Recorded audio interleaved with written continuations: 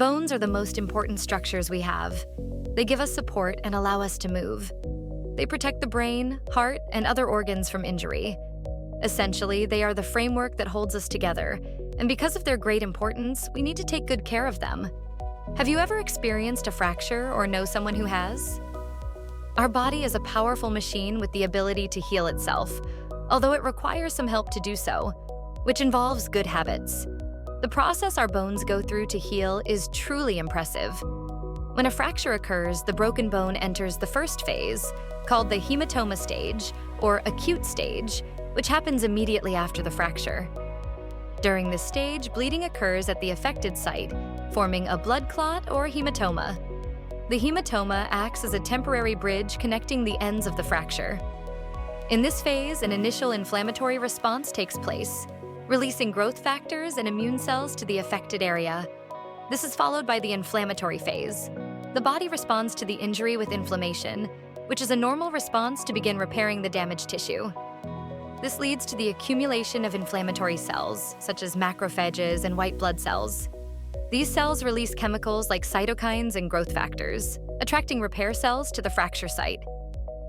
Once the inflammatory phase is complete, the next phase, callus formation, begins, usually occurring in the first or second week after the injury. During this phase, bone cells start producing a bone callus that connects the ends of the fracture. The formation of the callus begins with the invasion of blood vessels and connective tissue cells into the affected area. These cells produce fibrous tissue that connects the fracture ends and provides a provisional structure for bone regeneration. As this phase progresses, bone cells begin to produce a collagen-rich substance that accumulates at the fracture site, creating a soft bone callus. The consolidation phase starts around the third or fourth week after the injury. During this phase, the bone callus formed in the previous stage begins to solidify and strengthen. Bone cells deposit more calcium and minerals into the bone callus, making it stronger and more rigid. The remodeling phase is the final stage of the bone healing process, generally beginning several weeks or months after the consolidation phase is complete. During this phase, bone cells reorganize the new bone to adapt to the mechanical and functional demands placed on it. This involves removing unnecessary bone and strengthening the areas under greater stress. Bone cells continue to deposit calcium and minerals in the new bone, fortifying and remodeling it to meet functional demands. The amount of callus that forms depends on the level of immobilization of the fracture. It is essential to follow the doctor's recommendations precisely to manage the injury properly.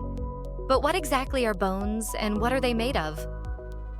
Our bones are composed of two types of bone tissue, spongy bone and cortical bone.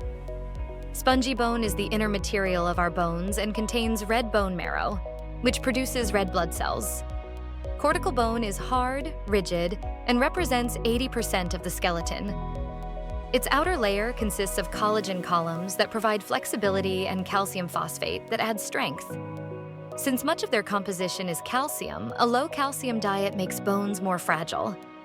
Interestingly, astronauts return from space with reduced bone density because floating in microgravity reduces the stress placed on their bones compared to Earth. Our bones also go through a resorption phase, which means that up until the age of 30, our bone-building capacity is remarkable. After that, bones begin to break down more than they regenerate, requiring more support to maintain their strength. As we age, bones degrade faster than they are replenished. Losing some bone mass is normal with age, but if we don't take steps to keep our bones healthy, we may lose too much bone and develop osteoporosis. There are many things we can do to keep our bones healthy and strong. Eating foods rich in calcium and vitamin D, getting enough exercise, and maintaining healthy habits all help keep our bones in good condition. If you found this video interesting, we recommend subscribing to our channel. We have a wide variety of videos on how to take care of your health and live a healthy life. See you in the next video.